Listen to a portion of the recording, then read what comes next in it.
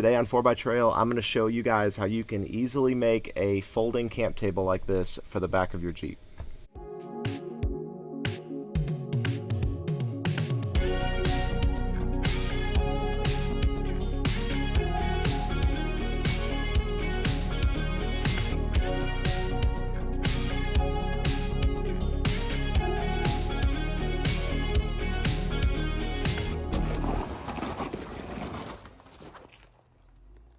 Well, hey everybody, welcome back to the channel. You know, a folding table is just one of those things. It's almost a necessity if you're going to be camping out of your vehicle. It's been something on my list for a while, and with all the other mods I've been doing to the Jeep, this was one that I wanted to try making something myself. There's some good options out there for folding tables. In my opinion, they're kind of overpriced. This was incredibly easy to make, and so I thought, you know, I'm just going to try it. I saw someone do a video on making one for their TJ, and so I thought I'd give it a shot for the JK.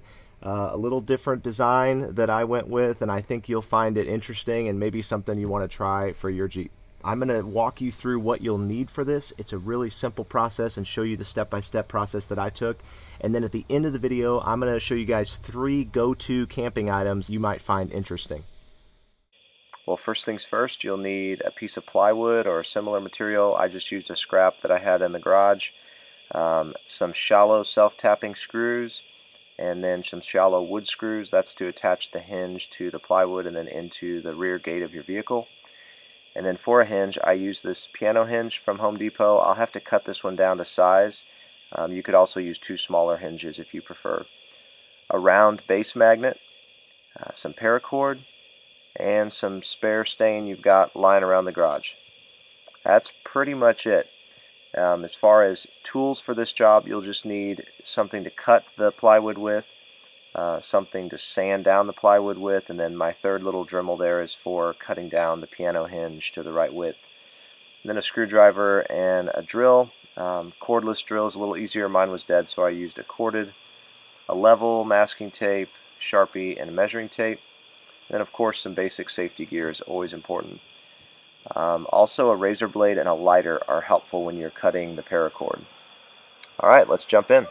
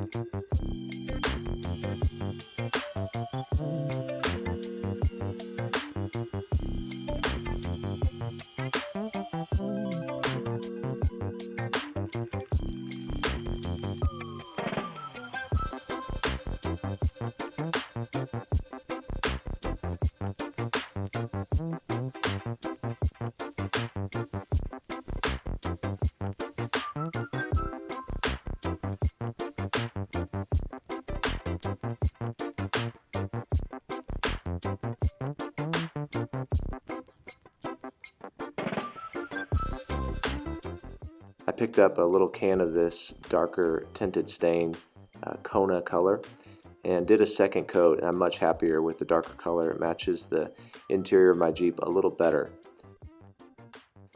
Alright, now that that's done, let's head into the Jeep and get this thing mounted up.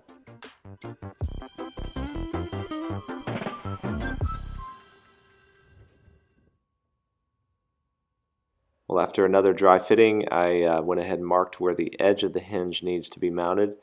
And the cool thing on the JKs is those vents in your rear swing gate are actually perfectly level. I went ahead and checked them. So you don't even really need to use a level. You can just line up your piano hinge with those vents. I didn't put a screw in every hole. I kind of went more every other. And a few of them it was easier to use a drill bit to get it started, but the self-tapping screws work pretty well. The wood screws are important to do by hand just so you don't strip them out. And again, I didn't do every hole, I kind of left some gaps. Screwing down the magnet there with another wood screw, and that's what actually holds the table in place. Because of that plastic buffer on the rear swing gate, it really is a tight fit. Alright, time to mount the paracord, which is the arm basically that holds the table. I could have used cable for this. It's less flex, but I didn't want it to be rattling around. You know, I just wanted it to be totally silent, and I think paracord will get the job done well. So you drill through the plywood base there, run the paracord through and knot it, and then mount a screw up above to tie the paracord around. Tighten it down, and I can already smell the coffee I can make on this thing out on the trail. You can add a second piece of paracord to the other side of the table so you have two supports. I might do that. One seems to work pretty well though. Just some finishing touches here, spraying down the hinge again to get those bolt heads to blend in. And you'll see again, I'm not using every hole in the hinge. I spaced them out. You could theoretically do every hole and make it even stronger, but I think this is going to suit my needs pretty well. You'll see, you know, just spraying that again gives it a little more of a finished look. I don't know if you guys noticed right there, but as I was spraying the hinge with the table installed, I got some overspray onto the table base. So I actually ended up sanding down that portion of the table to restain it.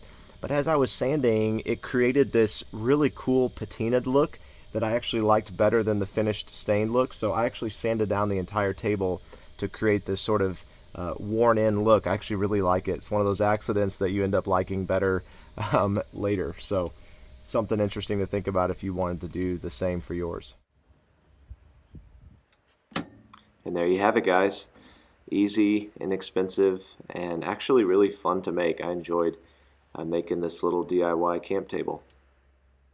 Well guys, I wanted to share with you a few items that I think are maybe a little more unique that you don't see every day and that I love taking with me when I'm going overlanding. First of all, you got to have coffee, right, on the trail. So I take this stainless steel single serve pour over with me. It's reusable, it's washable. You don't have to mess with filters and extra trash on the trail to take back with you. Just rinse and repeat. This thing is awesome. I even use it at home because it saves on filters, and I think it makes a great cup of coffee. Super simple, lightweight, easy to use. Definitely an item worth checking out. I'll leave a link down in the description below. Secondly is the Manna. This thing is massive. It's about a gallon thermos, and it'll keep things hot and cold for days, guys. I don't know exactly how long. I haven't tested it fully. I need to do a full review on this because this thing is a beast, but it keeps ice for a very, very long time. And for me, it's great because I have a small roto-molded cooler that I keep my food in, but there's not a lot of space for extra drinks in there. So for me, again, with trash, you don't want to have extra trash on the trail, right? So if you can have a thermos like this, my wife found it at Costco and got it for me, so I don't know if they still have them, but it's worth checking out. This thing is beefy. It's got a built-in handle that you can carry it. You can drink right out of it, or you can just use it to refill a smaller, you know, Yeti or something else.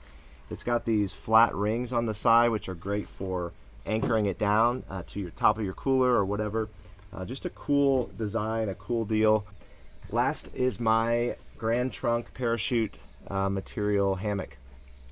Guys, this thing is awesome, and it's great for resting at camp or even taking a nap midday if you find two trees close together on the side of the trail.